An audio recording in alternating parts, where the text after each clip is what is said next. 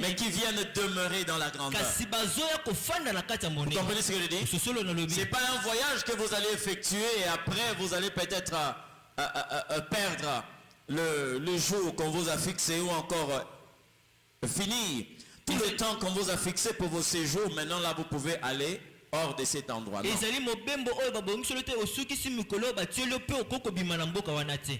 Il y a une règle que nous devons respecter. Il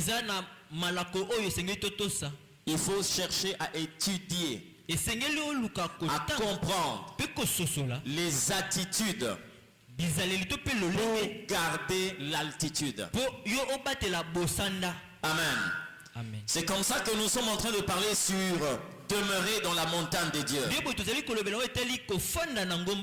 Cette montagne de Dieu est en train de nous parler de tout ce que l'homme peut avoir. Tout le monde aspire à une vie meilleure. Que ce soit dans les spirituels, que ce soit dans le physique, matériel, finance, tout le monde veut atteindre.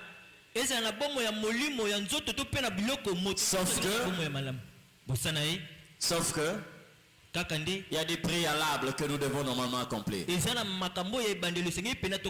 commencé à enseigner par rapport à la pensée que le Seigneur nous a communiquée sur la manière dont nous pouvons garder notre place dans la présence de Dieu. Et le Seigneur nous a conduit dans les livres d'Ézéchiel, où nous avons étudié par la grâce de Dieu la particularité des êtres créés par Dieu qui vivent dans la présence de Dieu.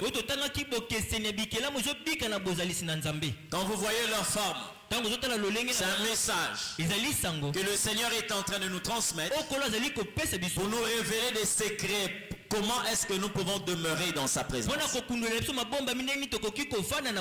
Difficile pour nous de revenir sur tout ce que nous avions dit. Mais j'aimerais revenir sur un point et attaquer la matière d'aujourd'hui. Ézéchiel chapitre 1, le verset 6 jusqu'au verset 10.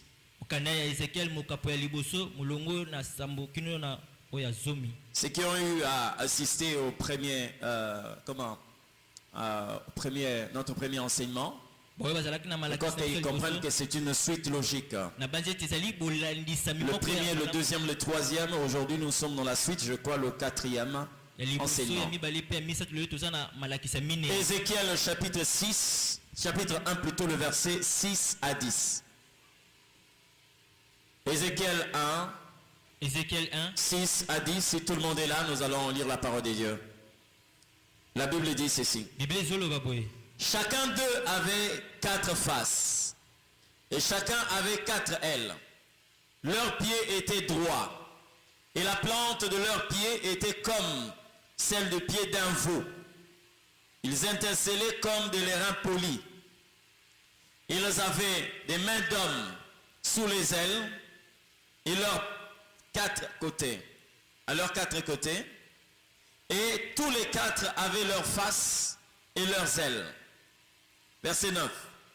Leurs ailes étaient jointes l'une à l'autre et ils ne se tournaient point en marchant.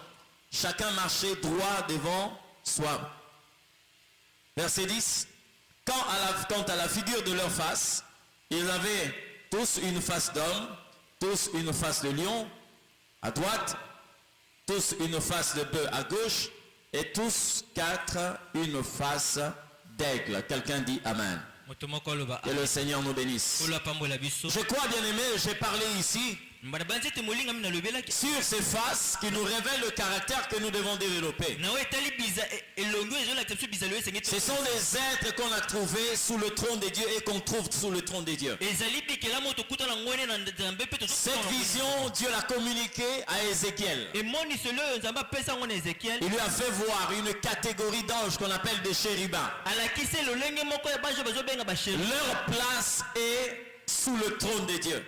Depuis leur création jusqu'à l'éternité. C'est-à-dire même le diable, lorsqu'il avait été précipité, il n'a pas touché cette catégorie d'anges. Ce que nous sommes en train d'appeler des chérubins.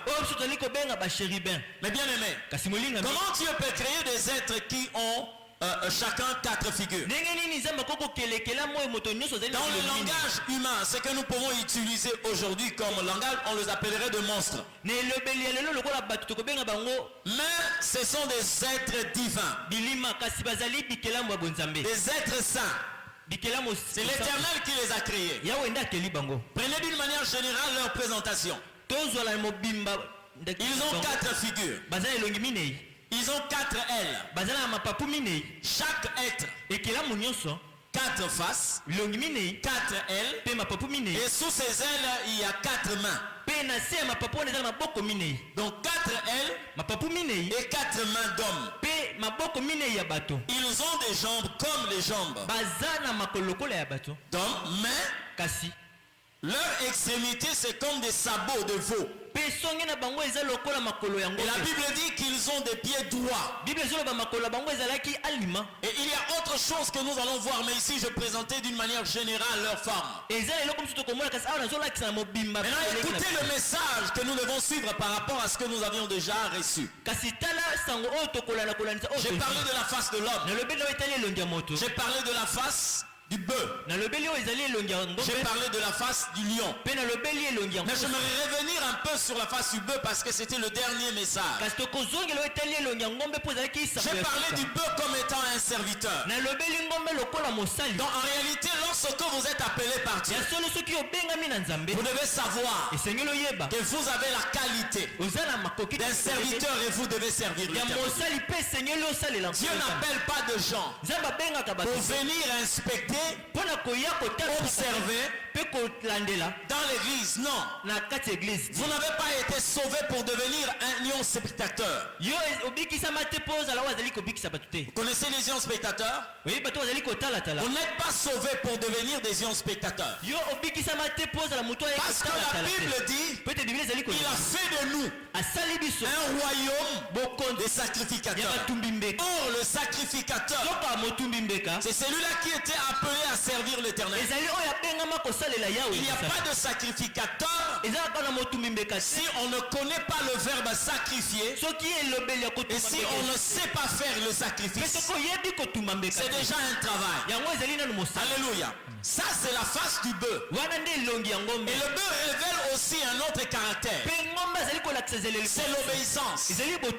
Plusieurs personnes aujourd'hui ont accepté de servir Dieu, mais on n'accepte pas de servir Dieu par rapport à son calendrier. On accepte de servir Dieu par rapport au calendrier divin. C'est-à-dire votre disponibilité n'est pas déterminée par vous. Votre disponibilité est déterminée par celui qui vous a appelé. Vous croyez qu'à chaque instant que je suis ici, je suis seulement là dans la volonté de vouloir prêcher? Il y a des moments où je suis contraint de le faire. Vous comprenez ce que je dis? Parce que celui qui m'a appelé me demande de le faire. Mais je suis un homme, je peux aussi avoir le besoin de me reposer. Mais si telle n'est pas la volonté de Dieu, c'est comme ça que Paul est en train de dire à son fils Timothée, un enseignement que l'Éternel nous transmet aujourd'hui. Il dit prêche la parole de Dieu en toute occasion, favorable ou non. Amen. Je n'aimerais pas seulement amener ça dans le point de l'enseignement, de la prédication, mais je dirais que Paul a dit à Timothée, sers le Seigneur à toute occasion, favorable ou non. Dans la Bible, il y a des gens qui ont prêché malades. Il y a des gens qui ont prêché dans la prison. Paul et Silas a compris ça. L'évangile n'a pas seulement besoin d'avoir des mains libres et les pieds libres pour être prêché. Même dans les liens, on peut prêcher. L'évangile n'a pas seulement besoin de la richesse pour être prêché. Tu n'entendras pas que l'Éternel fasse de toi un riche pour prêcher. Non. Même dans la pauvreté, nous prêchons le Seigneur. Parce que la Bible dit, il sait vivre C'est-à-dire le serviteur de Dieu. Paul l'a dit. Aujourd'hui il n'est pas avec nous, mais cette parole nous concerne. Il dit je sais vivre dans la disette et je sais vivre dans l'abondance. Donc ce n'est pas une condition que non Seigneur je veux que tu sois pour te servir. Jamais. Le bœuf, même quand il fait chaud, on prend la charrue, on met derrière le bœuf pour labourer la terre. Vous allez le voir sous un soleil accablant. Le bœuf est en train de tirer la charrue. Quelquefois à côté, il y a de la verdure, mais il ne peut pas aller brouter parce que le maître veut qu'il laboure la terre. La priorité c'est d'abord Dieu, la face du bœuf. Maintenant regardez là où nous allons joindre le message de ce matin. La Bible est en train de dire ceci au verset 7. Leurs pieds étaient droits. Leurs pieds étaient droits. Je te révèle ici les caractères que tu dois normalement mettre en pratique pour demeurer dans la présence du Seigneur. Parce que si je parle du bœuf, si cette phase fait absence dans ta vie, l'Éternel Dieu t'a appelé. Mais pour toi tu es devenu un patron. Tu te considères comme un lion seulement. C'est-à-dire pour toi c'est seulement la face du lion. Tu veux être craint, tu veux être servi, tu veux être. Lorsque tu manqueras la face du bœuf, le même Dieu qui t'a appelé, c'est le même Dieu qui va te rejeter. C'est comme ça qu'il est en train de dire que nous avons droit à la connaissance pour le servir. La volonté c'est bien, mais à cette volonté vous devez ajouter la connaissance. Comment Dieu veut que nous puissions le servir? Comment il veut que nous le servions? Amen. Comme tu as rejeté la connaissance, moi je te rejetterai aussi. C'est Osée qui le dit. La parole de l'Éternel. Mais regardez un autre caractère. Leurs pieds étaient droits. Je me suis posé la question de savoir qui n'a pas de pieds droits. Excusez-moi de prendre cet exemple. Vous pouvez trouver des humains qui n'ont pas quelquefois de pieds droits. Il y a aussi des ceux qui peuvent avoir des pieds droits. Et lorsque vous vous reposez, vous sentez que quelquefois le pied peut avoir une certaine forme, une certaine déviation, qui fait de sorte que le pied ne soit pas gardé droit. Or, le simple fait de parler de pied droit, ça parle de la droiture. Tu dois être droit devant le Seigneur. Alléluia. Beaucoup de personnes aujourd'hui manquent cette droiture. Or, lorsque je lis la parole du Seigneur, la Bible est en train de comparer le juste comme un arbre droit. Vous avez déjà lu ça? La Bible dit dans le livre de Psaume, le juste croîtra comme le palmier. Regardez le palmier, vous allez vous rendre compte.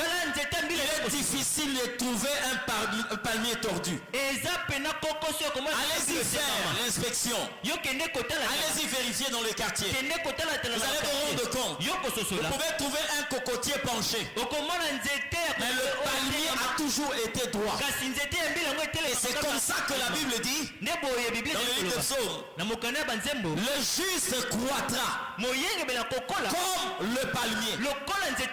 Il est droit comme le palmier. Et si vous voulez être dans la présence de Dieu, gardez votre présence là, soyez droit. Vous comprenez? C'est parmi les valeurs que le Seigneur avait trouvé dans la vie de Job. As-tu vu mon serviteur Job?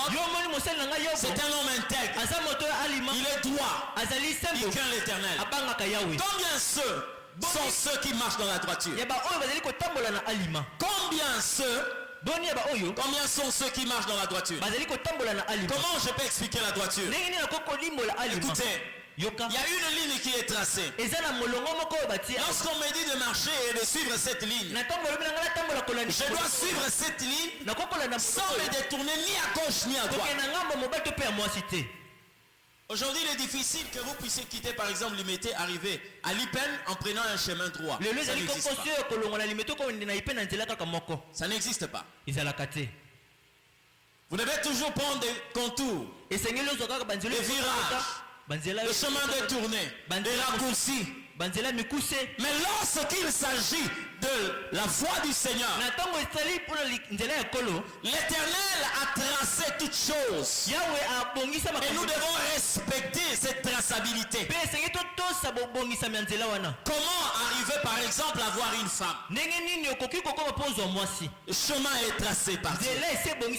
Comment mettre au monde? Dieu a tout tracé.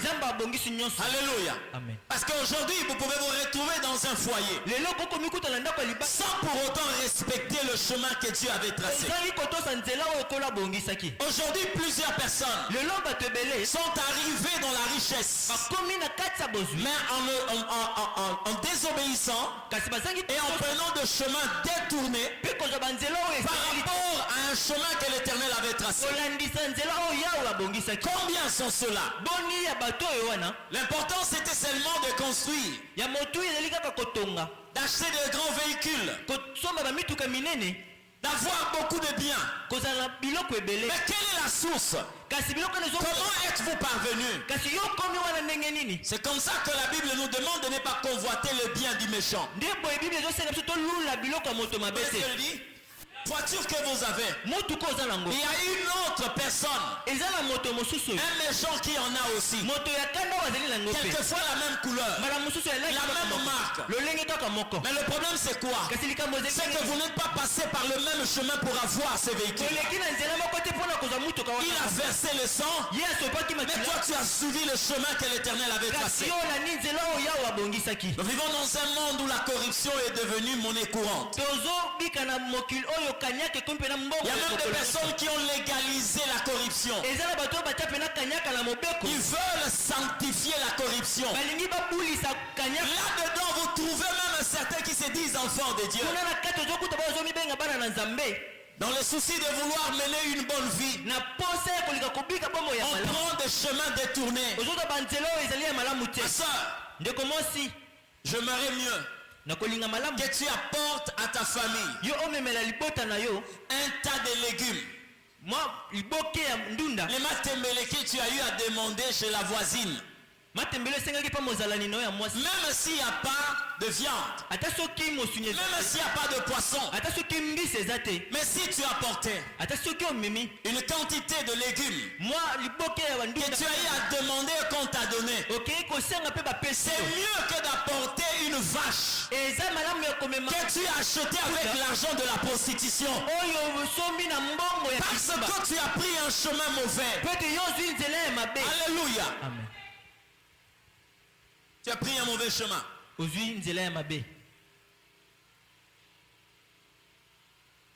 Laisse que les gens t'appellent stérile.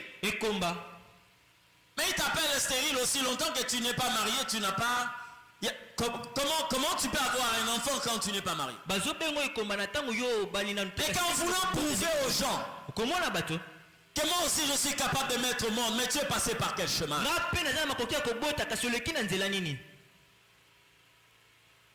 Leurs pieds étaient droits. La droiture, quand tu veux demeurer dans la présence de Dieu, sois correct. Nous vivons dans une génération où les gens ont leur façon de vivre.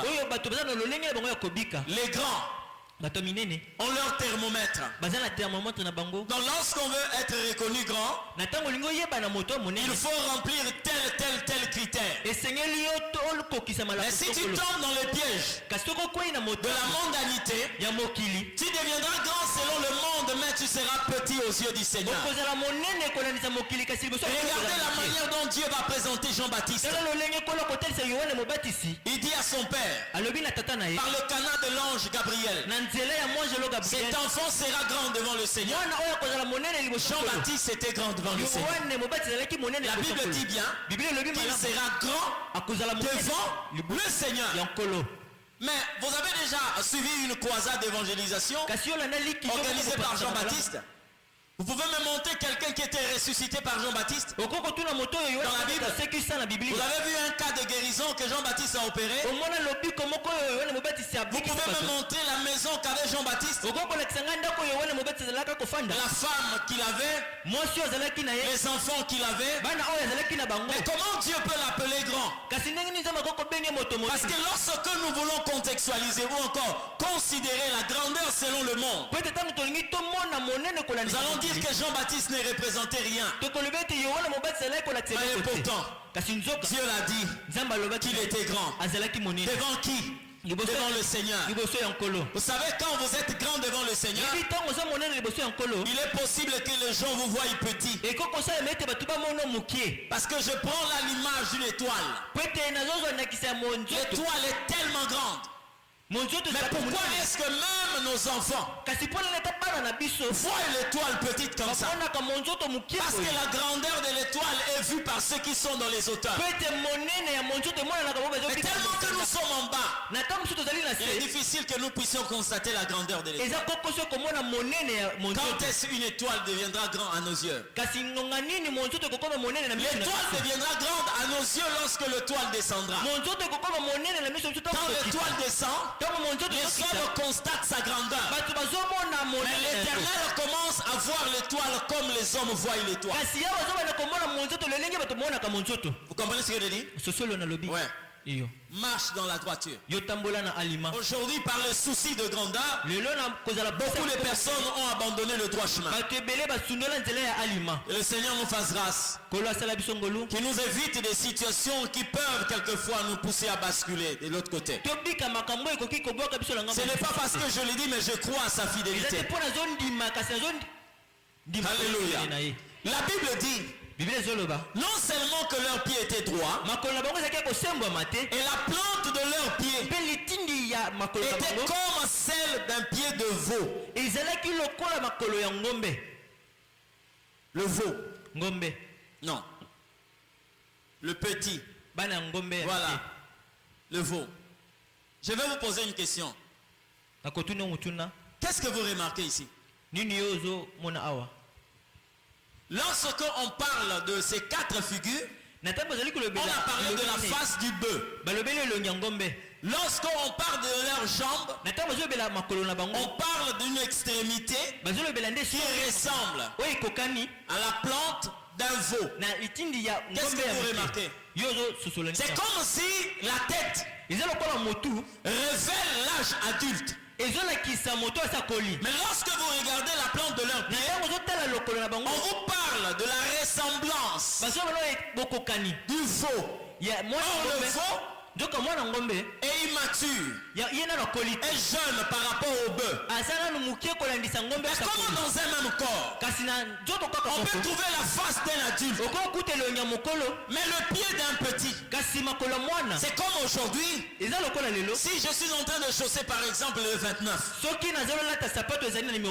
chausse du 29. Mais tout le monde en parlera. Mais comment cet homme-là peut chausser du 29? On voit ma taille, on voit mon âge. Mais quand on regarde la chaussure que je porte, le 29, quel déséquilibre. La tête là-bas, vous trouvez le veau, le bœuf plutôt.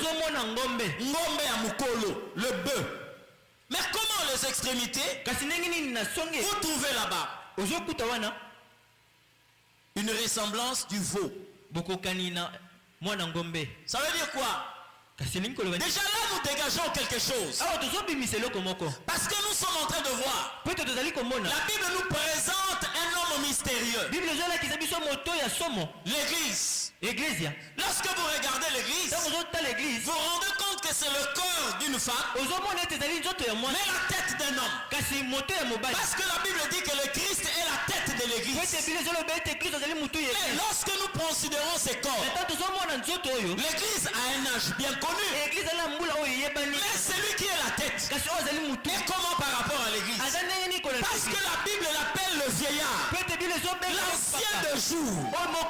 L'ancien de jour. Lorsque vous regardez les extrémités, vous trouvez là l'image de l'église. Mais quand vous regardez le sommet, vous trouvez l'image d'un vieillard. Ça veut dire quoi? Bien aimé, écoutez-moi très bien. Dans ce que la Bible est en train de nous révéler ici, il y a un travail qui doit se produire. Parce que la tête est là où se situe le Christ. Mais le sabot se retrouve là où est l'église. Parce que nous sommes encore sur cette terre. Mais le Christ est dans la gloire. Mais quand vous regardez très bien, le travail doit être fait à quel niveau? C'est au niveau de pied, au niveau de sabot. Pour que la tête commence à se ressembler au pied, il doit y avoir un mot qu'on appelle la croissance. Mais la croissance, ce n'est pas au niveau de la tête. La croissance, c'est au niveau des sabots. Donc lorsque vous voulez demeurer dans la présence de Dieu, vous devez accepter de croître. Un chrétien qui arrête de grandir, il s'exclut de la présence de Dieu. C'est comme ça que vous allez voir. À la résurrection de Jésus, il y a un message que l'ange a voulu que les hommes puissent connaître sur Dieu. C'est comme ça qu'il a laissé la tombe ouverte. Et quand ceux qui étaient dehors sont entrés, donc Pierre et Jean, ils ont trouvé le linge qui était au niveau de la tête de Jésus. Le linge là était plié. C'est pour vous dire que le travail est fini. Mais le linge qui était au niveau de son corps était resté à terre. Ça veut dire qu'on doit ramasser cela. On doit le pousseter. On doit le plier pour le placer quelque part.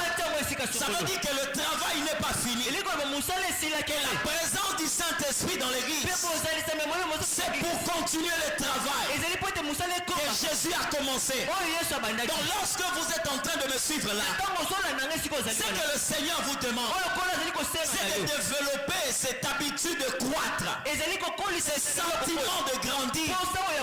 C'est comme ça que la Bible dit: croissez dans la connaissance, croissez dans la grâce. Tu ne peux pas t'arrêter là où tu es. Même si tu as pris toute la Bible, même si tu as retenu tous les versets de la Bible, tu dois encore grandir. Tu dois grandir.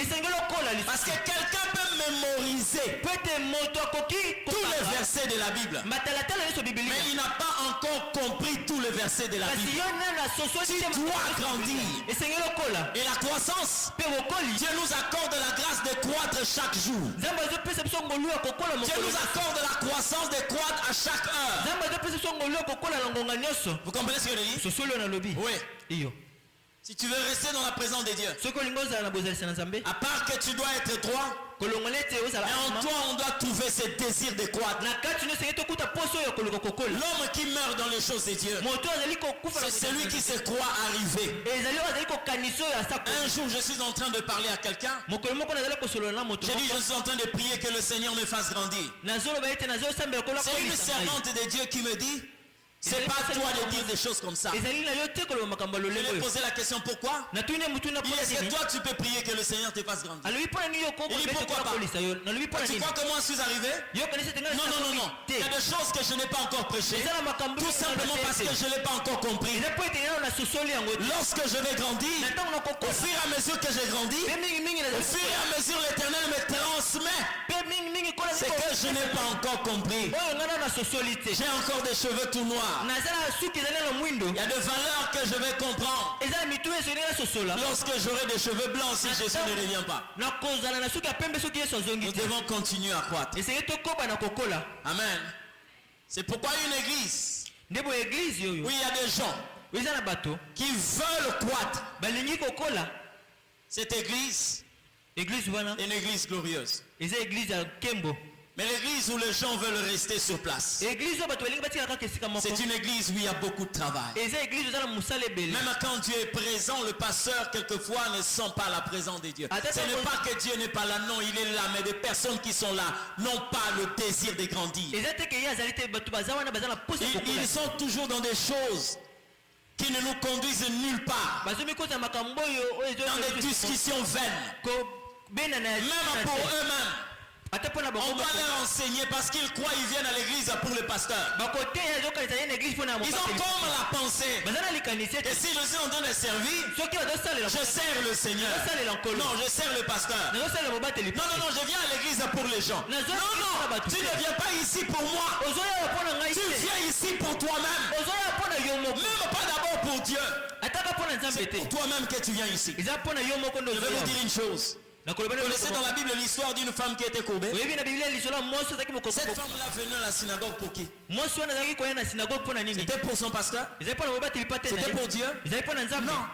Parce que le jour où Jésus l'avait redressé, si cette femme avait dit je reste à la maison, qui allait perdre, elle ou bien Dieu? Tu ne viens pas ici pour moi. Détrompe-toi. Tu viens ici pour toi-même. Parce que moi aussi, tel que vous voyez là, je viens d'abord pour moi-même.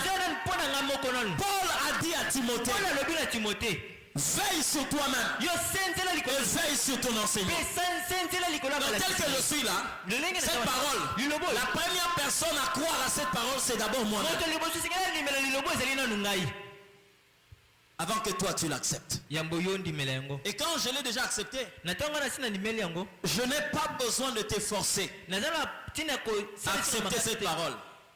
Parce que Dieu m'a envoyé non pour te changer mais pour te prêcher. Celui qui va te changer, c'est Dieu. Comprenez ce que je dis? Celui qui va te changer, c'est Dieu.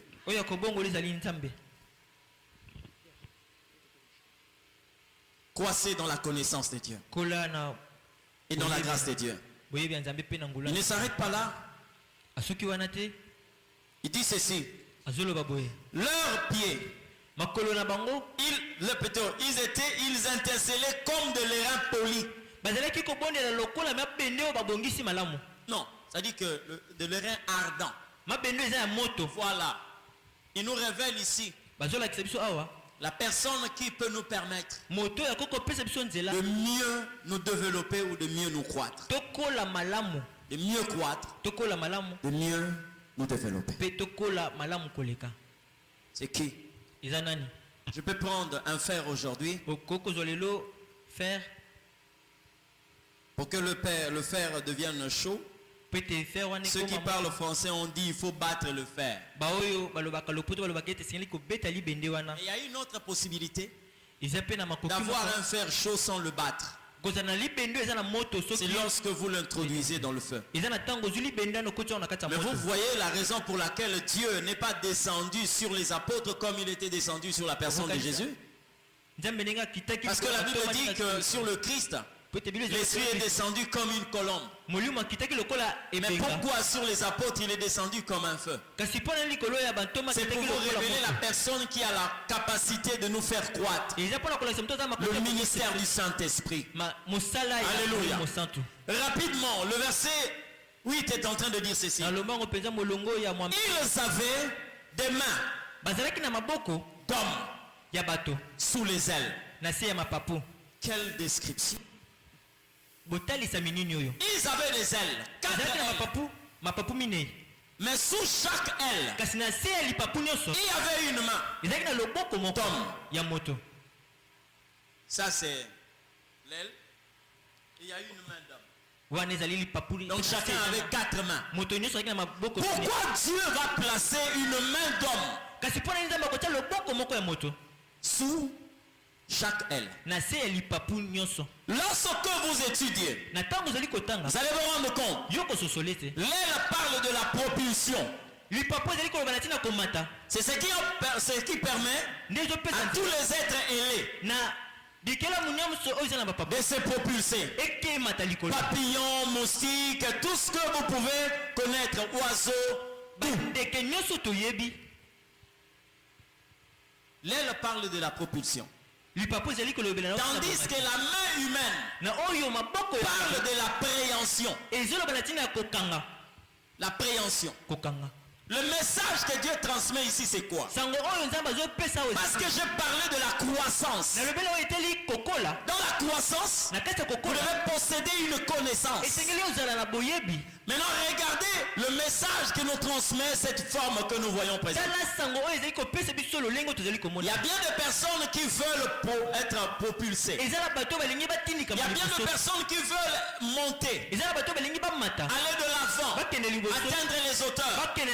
Il y a des gens ici qui veulent, par exemple, exceller dans les choses de Dieu. Est-ce qu'il y a des gens qui veulent exceller dans les choses de Dieu? Il y a des gens qui veulent exceller dans les affaires. Il y a des gens qui veulent exceller dans les études. Il y a des gens qui veulent exceller dans le foyer, dans tout le domaine de la vie. Retenez ces conseils. Tu ne peux jamais te propulser dans un domaine si tu ne l'as pas appréhendé. Vous comprenez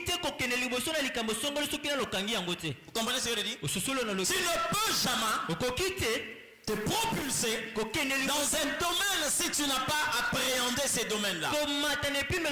L'appréhension parle aussi de la maîtrise. Tu dois d'abord maîtriser ce que tu dois normalement faire. Mais c'est dans cette maîtrise que tu peux commencer à te propulser.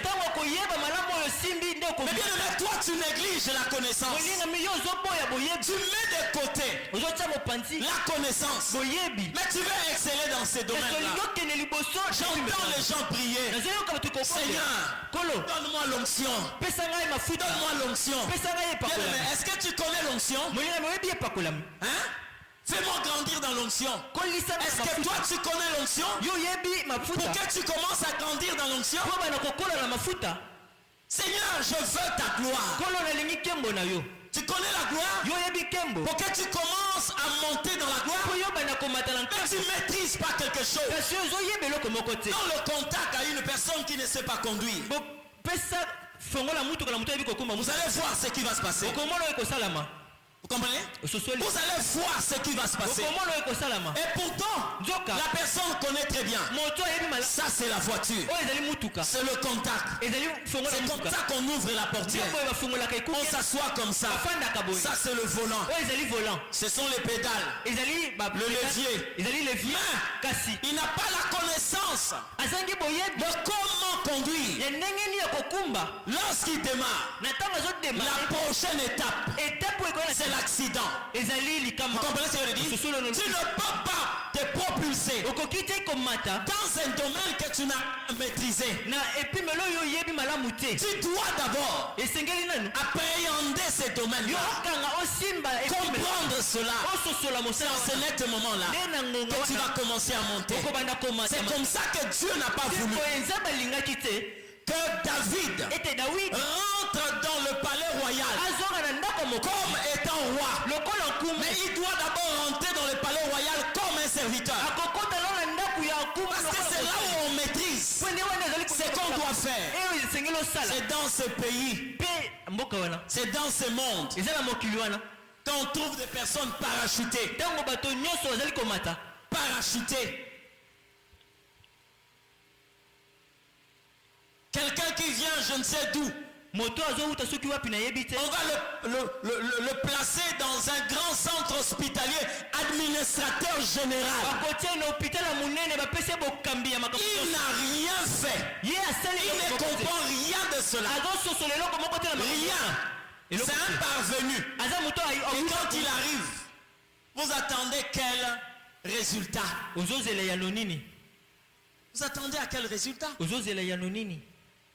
J'ai entendu quelqu'un dire l'homme qu'il faut à la place qu'il faut. Il y a ce que nous appelons la méritocratie. Même lorsque vous lisez le livre de Genèse concernant le destin de Joseph, vous allez vous rendre compte que Dieu ne l'a pas parachuté. Joseph a respecté le cursus. processus. Vous comprenez ce qu'elle dit? Il est passé par la maternelle. Il est passé par l'école primaire divine. Il est passé par le secondaire. L'université de Dieu. Et Dieu l'a placé à la tête de l'Égypte. Parce qu'il avait un diplôme qu'aucun Égyptien avait. Il avait une expérience qu'aucun Égyptien pouvait avoir. Il méritait ce poste-là. Alléluia. Tu ne peux pas te développer dans un domaine où tu n'as pas maîtrisé. Jamais. Amen. Jamais. C'est comme ça que vous voyez des personnes commencer à déranger Dieu. Ils demandent à Dieu. Ah, je veux ta gloire. Je veux ta gloire. Je veux ta gloire. Il y a même de ceux qui ne sont même pas dans le début de la gloire. Mais qui sont en train de chanter de gloire en gloire, tu m'emmènes.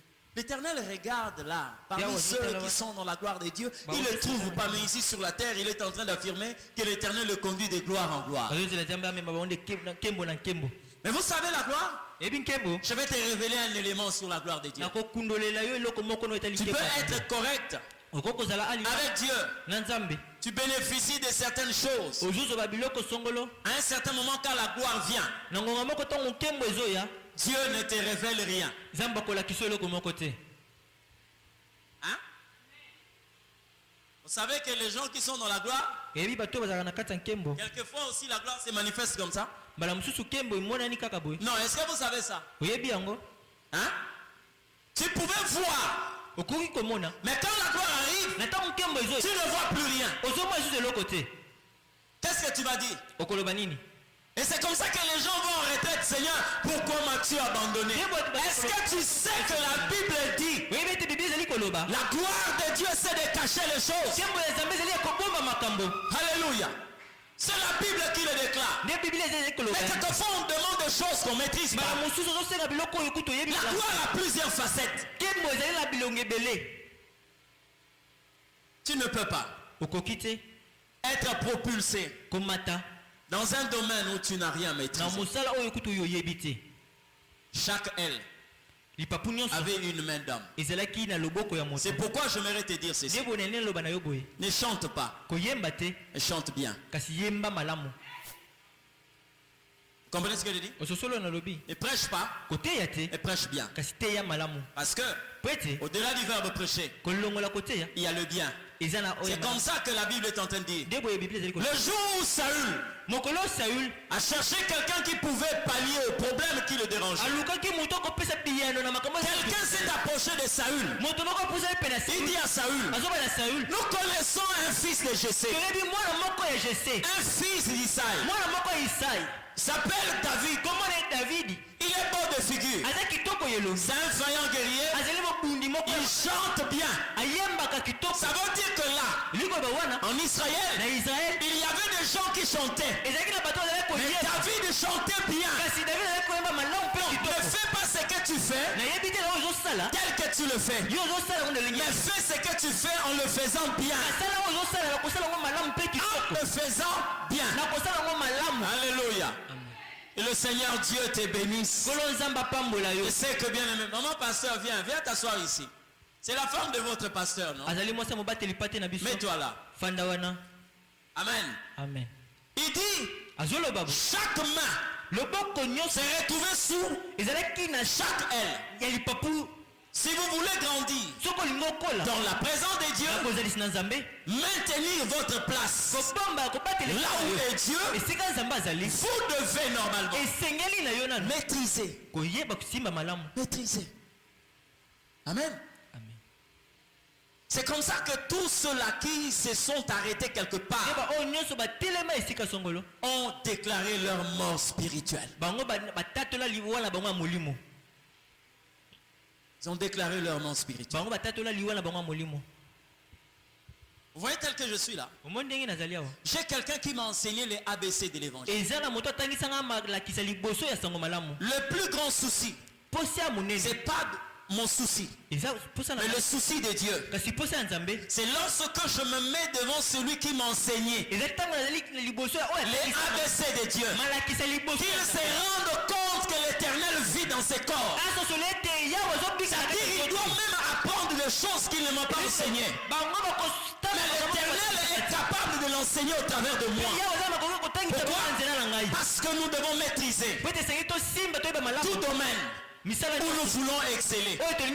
Vous savez quoi? Dieu a fait quelque chose de très important. Adam avait été créé adulte. Mais si vous lui faites passer par un test, demandez à Adam, est-ce que tu peux nous donner le goût du lait maternel? Il va échouer. Maman. Il va échouer. Parce que lui n'est jamais passé par là. Si vous lui posez la question, il ne saura même pas. Jamais. Mais si Adam veut réussir à ce test-là, qu'est-ce qu'il va faire? Il doit aller s'asseoir. Il appelle Caïn et Abel. Il leur demande, enseignez-moi le goût du lait maternel. Et pourtant c'est leur père. Mais il y a des choses que l'Éternel a communiquées à ces enfants-là, mais qu'il ne t'a pas communiqué. Si tu veux avoir cela, assis-toi et apprends auprès de ces gens-là. Même si tu es papa, il y a des moments quelquefois mes enfants, je les entends, mais j'apprends aussi. Parce que ce ne sont pas toi qui parlent, mais c'est Dieu qui parle. Que ce soit ceux qui sont ici, que ce soit ceux qui sont à Brazzaville, j'apprends et je note. N'est-ce pas? Tu dois grandir. Maîtrise le domaine dans lequel tu es. Il y a beaucoup de personnes qui ne comprennent pas. Comment est-ce que vous pouvez exceller dans le domaine où vous êtes? Ne comprenez pas. Regardez. J'ai vu des personnes avec un talent excellent de coiffure. Hein? Mais toi, tu sais très bien coiffer. Mais tu te permets d'être dans un coin où tu as pris un morceau de contreplaqué, le triplex, et tu vas prendre le vernis. Tu écris salon de coiffure. Est-ce qu'il y a des gens à Monikaka? N'est-ce pas comme salon de coiffure na vernis? Hein? Attends quand tu as un sou qui bien, mais azo éviter si parce que tu comprends déjà quelqu'un qui n'est pas du domaine. C'est comme ça que j'ai vu quelquefois, excusez-moi de le dire, dans certains souciates. Vous avez bien battu drapeau à Moka. Mais il s'appelle peut-être policier Moko. A Monique Yakokoma a commis police nationale. Vous bien si na bango wana. Et ça léopard mais sans au mona wana moni o penze za niao. Mais pourtant ils peuvent sortir de l'argent. N'est-ce pas? Prendre quelqu'un qui est du domaine, qu'il puisse écrire correctement police nationale congolaise, souciate de tel endroit par exemple. Ils vont faire cette représentation leur logo. Amen. Tu ne peux pas exceller dans un domaine quand tu ne l'as pas maîtrisé. Toi, ton problème, c'est seulement j'ai maîtrisé la chanson de José Nzita, d'Adem Moloto, et tu t'es arrêté là. Tu t'es arrêté là. Vous savez que dans le domaine où vous êtes, laissez-moi parler quelquefois aux chantres. Dans les domaines où vous êtes en train d'évoluer, il y a des gens qui ont eu à créer des notes que vous êtes en train d'utiliser aujourd'hui. Qui dit que vous ne pouvez pas créer? Qui dit que vous ne pouvez pas créer? Qui vous dit ça? Personne. Amen. Personne. Je connais un jeune garçon. Il est bassiste. Je ne comprenais pas sa passion de la guitare basse. Il aimait tellement. Je ne comprenais pas. Non seulement qu'il jouait, mais il voulait encore bien jouer. Et le jour où j'ai appris qu'il commençait à être invité au centre culturel français, j'ai compris ce qu'il avait dans sa tête. Moi je ne prêche pas pour vous seulement, non. J'ai beaucoup de personnes derrière cette caméra. Beaucoup. Alors même ceux qui suivent au Canada. Je ne le fais pas pour eux seulement. Mais le Seigneur veut que je fasse ce que je suis en train de faire. Je prends du temps. Dans la présence de Dieu. Je prends du temps. Amen. La Bible dit non seulement qu'il y avait une main au-dessus de chaque aile, mais la Bible dit aussi, verset 9, on dit leur aile était jointe l'une à l'autre. Oh Seigneur. Vous voulez demeurer dans la présence de Dieu? Vous devez savoir que vous ne vivez pas pour vous-même.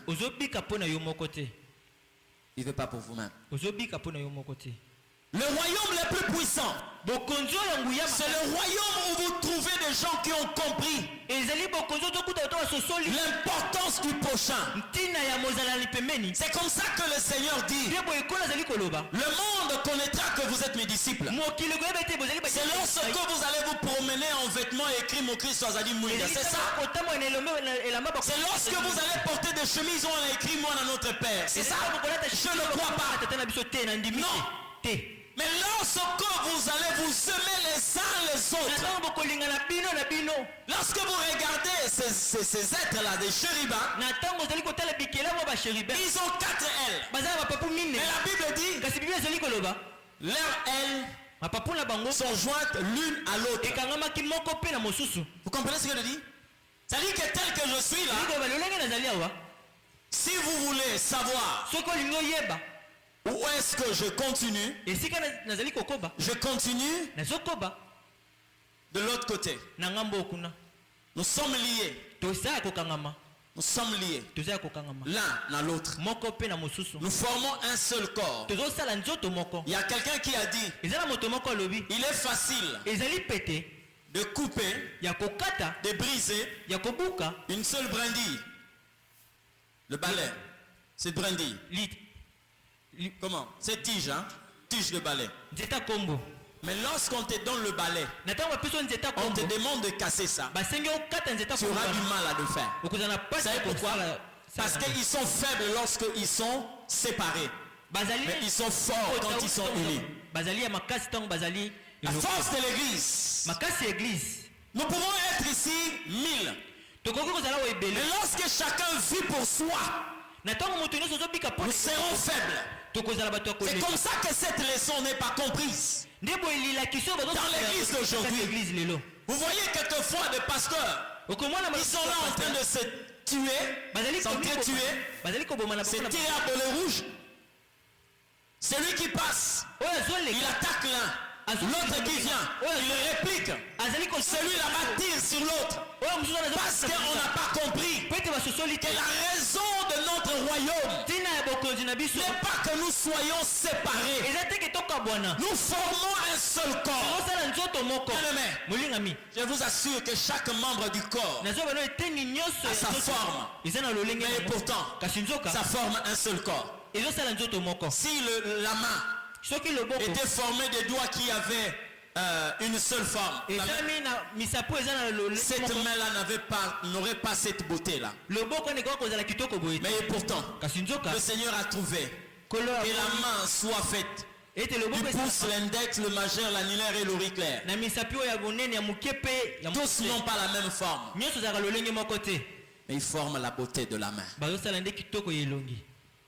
Ils étaient joints l'un à l'autre. Nous voyons l'église aujourd'hui, c'est chacun pour soi. Lorsque nous quittons cet endroit, chacun prend sa direction, c'est bien. Mais regardez la vie que nous sommes en train de mener. Le diable a jeté quelque chose dans le cœur de ceux qui devaient être unis. Si c'est la prière, Seigneur bénis-moi, élève-moi, propulse-moi, distingue-moi. Oui, mais est-ce que vous comprenez la raison de la prière que le Seigneur a enseignée à ses disciples? Jésus à cette époque, il était l'unique fils de Dieu. Il pouvait leur dire, quand vous priez, dites notre Père. N'est-ce pas? Vous pouvez leur dire, en tant que fils unique, lorsque vous priez, dites mon Père. Pourquoi il n'a pas dit ça? Parce qu'il te considérait. Et la personne qui ne considère pas son prochain, mais qui plie ses genoux pour dire notre Père, est un hypocrite. Parce que quand tu es en train de prier, quand tu dis notre Père, dans ta maison, tu considères aussi ma personne. Tu considères la sœur qui est à tes côtés. Tu considères le frère qui est là-bas. Parce que c'est notre Père. Mais comment tu peux prier notre Père, mais dans l'application, tu vas m'exclure? Ces comportements-là ne pouvaient être affichés que par l'un de fils et c'est papa qui avait deux fils, c'est-à-dire le père de l'enfant prodigue. Son père avait deux fils. Mais l'un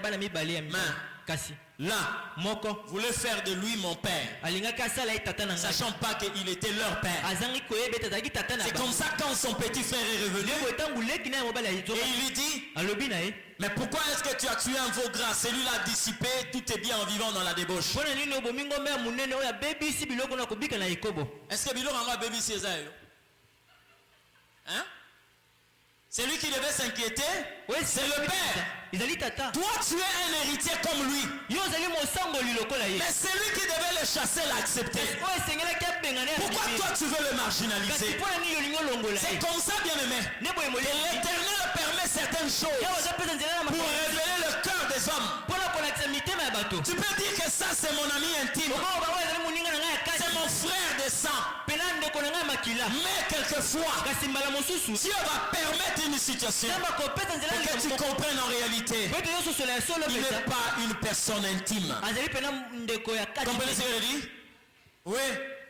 Parce que on pouvait dire que nous étions à deux, nés d'un même père. Celui-là est parti. Toi, tu es le fils de ce père, mais tu trouves ta consolation en vivant avec les serviteurs de ton père pendant que tu as perdu ton frère. Comment ça? Et quand le frère rentre, on sent qu'une partie de moi est revenue. Mais lui dit non. C'est qui là-bas? Les gens disent non, c'est ton frère qui est rentré. Bien aimé, il a piqué une crise de colère, gonflé dans son coin. Oh, je ne viens pas. Pourquoi celui-là est rentré? Oh, c'est comme ça que vous voyez aujourd'hui dans l'église. Ne m'appelez pas pasteur parce que je vous parle de Dieu seulement. Appelez-moi pasteur parce que vous trouvez Dieu en moi. Vous comprenez ce que je dis? La meilleure façon de trouver Dieu dans l'homme, c'est de voir les actes qu'il pose et la nature de son cœur. Parce que la véritable intervention qui montre que nous avons changé de monde, c'est lorsque nous recevons le cœur de Dieu. Alléluia. C'est comme ça que vous voyez aujourd'hui dans les églises. Quand il y a un frère qui tombe, quand il y a une servante qui tombe, et cette servante manifeste la volonté de se relever, les personnes qui l'achèvent sont dans l'église. Sont dans l'église. Et vous allez dire que vous êtes serviteur, servant de Dieu. Non, non. Non.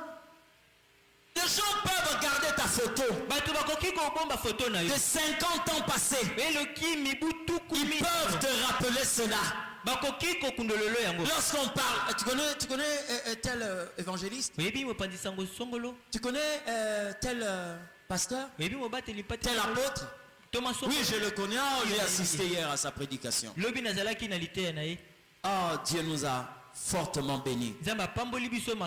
Est-ce que toi tu le connais? Tu vois la vidéo qui circulait? Oh, c'est quoi? Oui, la vidéo qui circulait, et puis ça circulait devant les hommes. Mais qui sait s'il a réparé avec Dieu? Pourquoi nous ne devons pas tuer cette vidéo et ressusciter la personne qui était tombée? Pourquoi vous voulez ressusciter la vidéo et tomber la personne, faire tomber la personne, tuer la personne qui est en train de servir Dieu? Leurs ailes étaient jointes l'une à l'autre. Quelle est la preuve que nous sommes un? Quelle est la preuve que nous constituons une seule armée? Un jour j'ai été conduit. Dans notre enfance, on avait une distraction avec mon frère aîné. Si on nous a servi, nous avons mangé. Si c'est la viande, le poulet ou le poisson, on avait toujours une partie qu'on gardait. Ce n'était pas pour aller manger dehors, mais c'était pour donner aux fourmis. Et je crois que c'est un chemin que Dieu avait tracé pour m'enseigner beaucoup de choses. Vous prenez un morceau, vous déposez là. Vous allez voir que c'est une qui vient. Je ne sais pas si, il vient humer l'odeur de la chose. Elle se rend compte qu'elle n'a pas la force de soulever tout cela. Elle va aller appeler une équipe. Et quand elles sortent, elles vont soulever cela et faire entrer dans leur trou. Mais il arrivait de moments quelquefois, on pouvait tuer une fourmi, bien qu'elle sorte pour la nourriture. Mais lorsque l'une voit le cadavre d'une autre fourmi, elle ramasse cela. Vous comprenez ce que je dis? C'est resté gravé dans ma tête. Et j'ai entendu quelqu'un dire, l'église c'est la seule armée au monde qui ne ramasse pas ses blessés. De quelle unité vous êtes en train de nous parler? Parce que chacun vit pour soi. Chacun vit pour soi. Nous avons des personnes, excusez-moi de le dire. Aujourd'hui, tu peux me donner par exemple un nom, chemise violette. Parce que chaque jour, je viens avec cette chemise. Mais toi qui en as 60, est-ce que tu comprends que si les gens se moquent de moi, indirectement ils se moquent de toi? Parce que nous formons un seul corps. C'est comme ça que la Bible dit dans l'église primitive. Il n'y avait pas des indigents. Les indigents, les pauvres. Pourquoi? Parce que ceux qui avaient de moyens mettaient le moyen à la disposition de tout le monde pour que tous puissent avoir quelque chose. L'unité dans l'église. Alléluia. Leurs ailes étaient jointes l'une à l'autre. Ils ne se tournaient point en marchant. Non. Comment ils marchaient? Droit devant soi. Ça veut dire quoi? Je reviens sur ces points si vous voulez. C'est synthèse que je viens de dire ici. Si vous voulez rester dans la présence de Dieu, soyons unis. Hein? L'amour, c'est l'élément qui caractérise le vrai citoyen du royaume des cieux. Pas un amour qui est basé sur les préférences tribales, non, régionales, non, jamais. Sur des rangs sociaux, non. Vivez dans l'amour. Et lorsque la Bible dit qu'il marchait droit devant soi, ça veut dire quoi? Ils étaient comme ça. Ici il y avait la face du bœuf la face de l'aigle. Là, la face, la face du lion et là, la face de l'aigle. S'il veut se déplacer, il n'a pas assez tourné. Parce que ici, il voit. Là, il voit. Là, il voit. C'est-à-dire quoi? Quand il veut aller comme ça, il va marcher de la sorte. Il n'a pas besoin de faire ça. Non. Ça veut dire quoi? Parce que tel que je suis là, je peux demander à quelqu'un. Bon, moi je sais que quelquefois tu as un don de prophétie, mais n'utilise pas ça maintenant. Garde ça. Je vais dire à quelqu'un, pendant que je suis en train de vous parler, comment je fais mes yeux pendant que je suis comme ça? Qui peut me dire? Personne, hein? Parce que je vous ai caché ma face. C'est ce qui parle de l'hypocrisie. Si vous voulez demeurer dans la présence de Dieu, ne soyez pas hypocrite. Parce qu'il y a des gens aujourd'hui qui peuvent commencer quelquefois à rigoler avec vous, mais vous ne savez pas ce qu'ils sont en train de mijoter au-dedans d'eux. Vous comprenez? Je vous ai relaté une histoire ici qui nous a bouleversé. C'était dans les années 2000. Je connais cette famille. La femme a perdu son mari. Nous aussi nous sommes allés là-bas. À cette époque-là, je ne sais pas si c'est encore aujourd'hui, on a pris la femme, on l'a mis sous cette chapelle, hein? Donc le lit. On a placé, la femme était là. Bon, pas sous le lit en fait, mais elle était assise à même le sol et les pieds sous ces lits-là. Tout le monde venait. Et quand les gens venaient la voyer, la famille était là, les enfants. Ah, maman, telle maman, vraiment, que le Seigneur vous console, maman. Ah, quelquefois, elle pleurait et tout là. C'est son mari. Ils ont eu des grands enfants. Mais parmi les personnes qui sont venues ce jour-là, nous étions là. Il y a une de ses amies intimes. Elle a appris le décès. Elle est venue. Et les enfants ont vu, c'est l'ami de maman. Elles sont venues. Ils ont pleuré. Maintenant, il est allé vers sa copine. Pendant que les gens savent que elles sont en train de pleurer, c'est elle-même la maman qui dit à son ami, ah Jackie, mais les gens qui sont là-bas, qui voient cette dame-là en train de remuer la tête, les gens se disent certainement, elle peut dire, passe, oh, elle est en train de dire autre chose.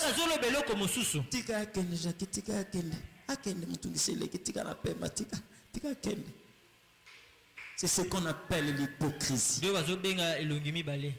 Mais tu ne dois pas vivre dans l'hypocrisie parce que l'Éternel est celui qui sonde les profondeurs de tout homme. Il voit ce que nous ne voyons pas. Je n'aurai pas le temps de te parler de la face de l'aigle, mais nous allons prier. Sois ce que Dieu veut que tu sois. Je t'ai transmis quelques caractères aujourd'hui. Comment est-ce que quelqu'un peut demeurer dans la présence de Dieu? Je le répète encore. Sers Dieu. Grandis. Sois droit. Vis dans la fidélité. Cherche à maîtriser le domaine dans lequel tu es placé. Alléluia. Marche dans la crainte de Dieu, dans l'amour, dans l'unité,